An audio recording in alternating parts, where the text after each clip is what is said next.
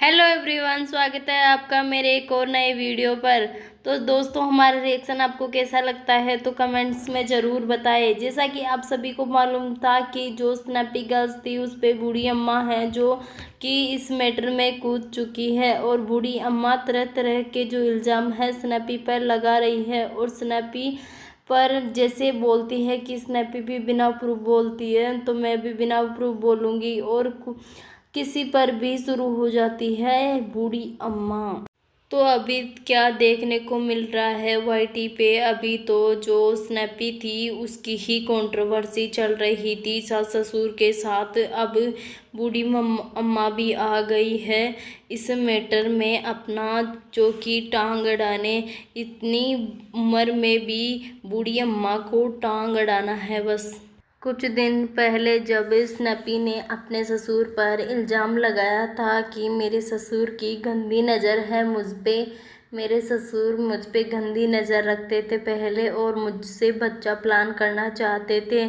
इस फेवर में जो बूढ़ी आंटी है वो बोल गई है कि मुझे भी कोई लड़का पसंद करता है, मेरे पास भी किसी लड़के का फ़ोन आया था कि मैं आपको पसंद करता हूँ। तो ऐसी बातें तो मत दिखाओ यार वीडियो में, आप इतने बूढ़े हो गए, इतना तो थोड़ा तो नॉनसेंस होगा आप में कि आप अपने वीडियो में ऐसी चीज़ें भी दिखा रहे हो।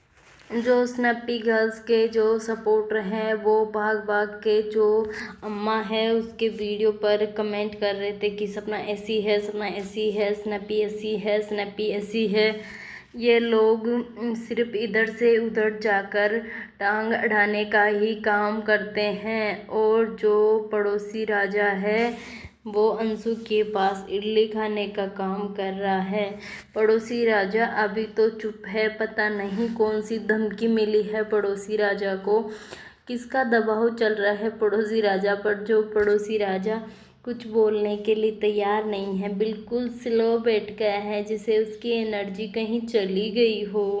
पहले तो बहुत बढ़ बढ़ कर बातें कर रहा था, मेरी बीबी पुलिस में है, हम कुछ भी कर सकते हैं। और बूढ़ी अम्मा ने किसने वीडियो में बोला है कि मेरी जो स्नैपी से बात होती है, लेकिन एक लाइफ में बूढ़ी अम्मा बोल रही थी कि मैंने सपना के पास मेल भेजा है, शायद वो देखेगी या नहीं। मैं तो सपना के पास मेल भेजती हूँ बात करने के लिए, लेकिन सपना देखती नहीं है मेरा मेल। तो बूढ़ी अम्मा तू तेरी उम्र देख। कितनी बार बूढ़ी अम्मा को जो कि यहाँ पर लोगों ने एक्सपोज किया है, इनको बार बार कमेंट्स में समझाया है कि अम्मा आप ऐसा ना करें ना करें, लेकिन अम्मा तो एक्सपोज होकर भी नहीं मानती, बार बार बार बार यही काम करती है। आखिर वो थोड़ा दिमाग से सट ला गई होगी शायद, और वो मानने के लिए तैयार भी नहीं है कि मैं इतनी बूढ़ी होकर जो कि सपना के खिलाफ वीडियो बनाऊंगी, सपना के खिलाफ वीडियो बनाते हुए ऐसे बोलती है। फिर भी ये बूढ़ी अम्मा शायद कुछ मेंटली डिस्टर्ब हो गई दिखे।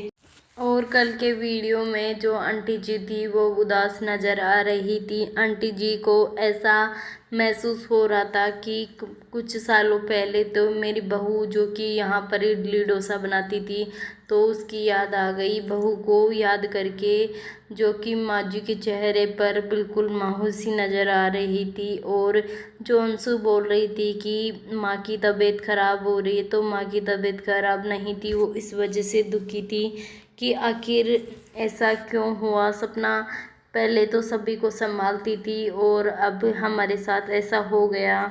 ससुर जी ने और अंशु ने बोला था कि जो कि पहले जो खाने की चीज़ें थी वो भाभी बनाती थी, लेकिन अब क्या करे, भाभी तो है नहीं, अब इन तीनों ही को ही काम करना पड़ रहा है। पहले तो बैठकर खाने में मज़ा आता था, लेकिन अब तो खुद को ही बनाना पड़ता है, इस वजह से इनको जोर आता हुआ नज़र आ रहा है।